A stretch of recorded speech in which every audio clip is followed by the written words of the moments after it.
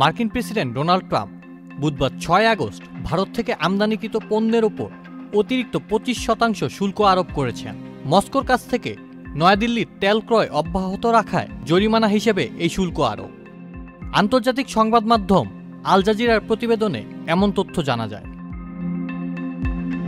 Trump তার পূর্ব ঘোষিত 25% শুল্ক কার্যকর হওয়ার কয়েক ঘন্টা আগেই বন্ধুরাষ্ট্র ভারতের ওপর অতিরিক্ত শুল্ক আরোপের নির্বাহী আদেশে সই করেছেন।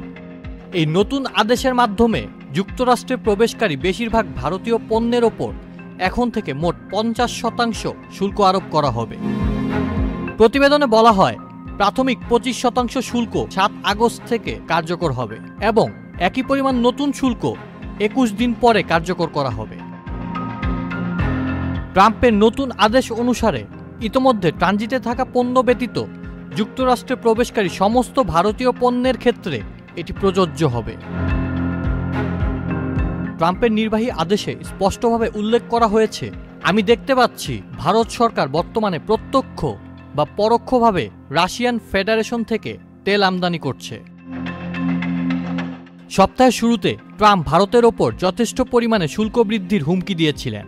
সে সময় তিনি নতুন আরোপিত 25%-এর কথা উল্লেখ করেননি। তিনি সে সময় বলেছিলেন তারা রাশিয়ান তেল বিপুল পরিমাণে কিনে নিচ্ছে এবং তা বেশি দামে অন্য দেশগুলোতে বিক্রি করছে। ডোনাল্ড ট্রাম্পের শুল্ক নীতির কড়া বিরোধিতা করেছে রাশিয়া, সেই সঙ্গে ভারতের পাশে থাকার স্পষ্ট বার্তা দিয়েছে দেশটি। 7 আগস্ট ক্রেমলিনের পক্ষ থেকে বলা হয়েছে, সার্বভৌম কোনো দেশের স্বাধীনভাবে বাণিজ্য সঙ্গী বেছে নেওয়ার অধিকার রয়েছে। ডোনাল্ড ট্রাম্প বিভিন্ন দেশকে হুমকি দিয়ে রাশিয়ার সঙ্গে বাণিজ্যিক সম্পর্ক ছিন্ন করতে বাধ্য করছেন অভিযোগ মস্কোর। যুক্তরাষ্ট্রের দেওয়া হুমকি এবং বাড়তি শুল্কের চাপের মধ্যেই রাশিয়া সফর করছেন ভারতের জাতীয় নিরাপত্তা উপদেষ্টা অজিত দোভাল।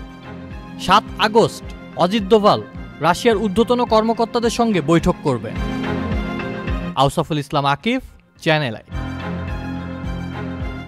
বান্ডেল থাকলে প্রতি সেনমানিতে টাকা বাঁচবে। বিকাশ সেনমানি বান্ডেল কিনে জিতুন প্রতি লেনদেনে।